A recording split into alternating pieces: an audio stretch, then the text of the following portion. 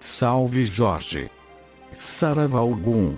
De acordo com a lenda, Jorge teria nascido na antiga Capadócia, que é uma região do centro da Anatólia que atualmente faz parte da Turquia.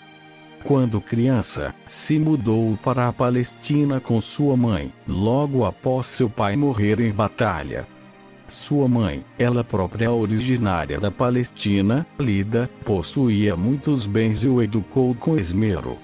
Ao atingir a adolescência, Jorge entrou para a carreira das armas, por ser a que mais satisfazia a sua natural índole combativa. Logo foi promovido a capitão do exército romano, devido à sua dedicação e habilidade, qualidades que levaram o imperador a lhe conferir o título de Conde da Capadócia. Aos 23 anos, passou a residir na corte imperial em Nicomédia, exercendo a função de tribuno militar. Nesse tempo sua mãe faleceu e ele, tomando grande parte nas riquezas que lhe ficaram, foi-se para a corte do imperador. Jorge, ao ver que urdia tanta crueldade contra os cristãos, parecendo-lhe ser aquele tempo conveniente para alcançar a verdadeira salvação, distribuiu com diligência toda a riqueza que tinha aos pobres. O imperador Diocleciano tinha planos de matar todos os cristãos e no dia marcado para o Senado confirmar o decreto imperial, Jorge levantou-se no meio da reunião, declarando-se espantado com aquela decisão, e afirmou que os romanos deviam se converter ao cristianismo. Todos ficaram atônitos ao ouvirem estas palavras de um membro da Suprema Corte Romana, defendendo com grande ousadia a fé em Jesus Cristo.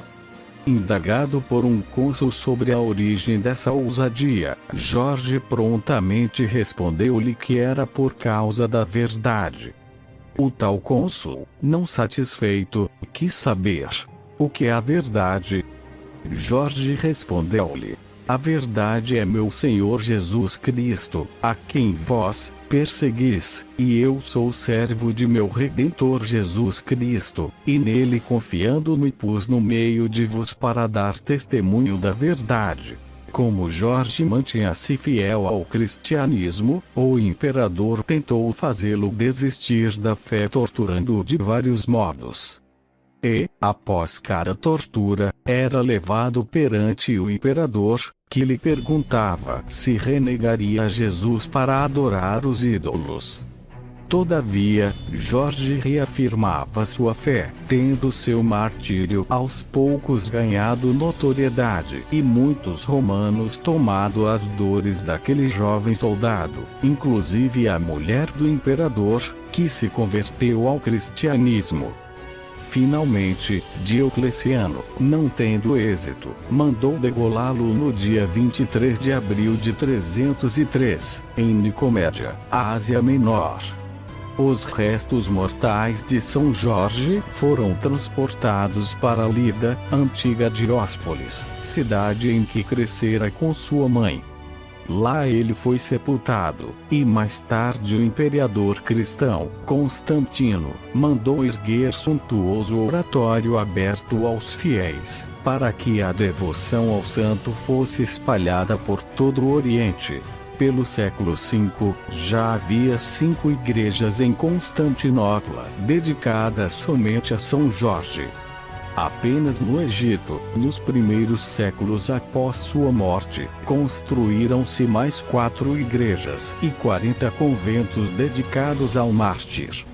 Na Armênia, em Bizâncio, no Estreito de Bósforo na Grécia, São Jorge era inscrito entre os maiores santos da Igreja. Considerado o santo com mais devotos no Brasil, São Jorge, para os católicos, e sincretizado na Umbanda como Ogum. Sua história mostra porque é considerado protetor vencedor de demandas. Outra lenda conta que Jorge era filho de Lord Albert de Coventry. Sua mãe morreu ao dá-lo à luz, e o recém-nascido Jorge foi roubado pela Dama do Bosque para que pudesse, mais tarde, fazer proezas com suas armas. O corpo de Jorge possuía 3 marcas: um dragão em seu peito, uma jarreira em volta de uma das pernas e uma cruz vermelho-sangue em seu braço. Ao crescer e adquirir a idade adulta, ele primeiro lutou contra os sarracenos e, depois de viajar durante muitos meses por terra e mar, foi para Silém, uma cidade da Líbia. Nesta cidade, Jorge encontrou um pobre eremita que lhe disse que toda a cidade estava em sofrimento, pois lá existia um enorme dragão cujo hálito venenoso podia matar toda uma cidade, e cuja pele não poderia ser perfurada nem por lança e nem por espada. O eremita lhe disse que todos os dias o dragão exigia o sacrifício de uma bela donzela, e que todas as meninas da cidade haviam sido mortas, só restando a filha do rei, Sabra, que seria sacrificada no dia seguinte ou dada em casamento ao campeão que matasse o dragão. Ao ouvir a história, Jorge ficou determinado em salvar a princesa. Ele passou a noite na cabana do eremita e, quando amanheceu, partiu para o vale onde o dragão morava. Ao chegar lá, viu um pequeno cortejo de mulheres, lideradas por uma bela moça, vestindo trajes de pura seda árabe. Era a princesa, que estava sendo conduzida pelas mulheres para o local do sacrifício. São Jorge se colocou na frente das mulheres com seu cavalo e, com bravas palavras, convenceu a princesa a voltar para casa. O dragão, ao ver Jorge, sai de sua caverna, rosnando tão alto quanto o som de trovões. Mas Jorge não sente medo e enterra sua lança na garganta do monstro, matando-o.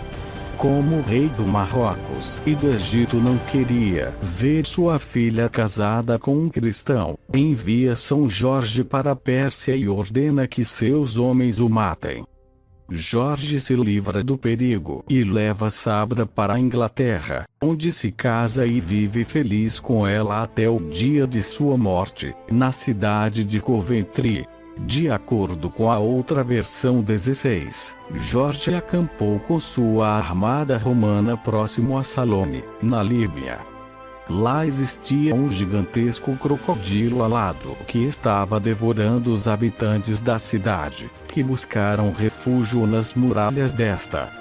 Ninguém podia entrar ou sair da cidade, pois o enorme crocodilo alado se posicionava em frente a estas.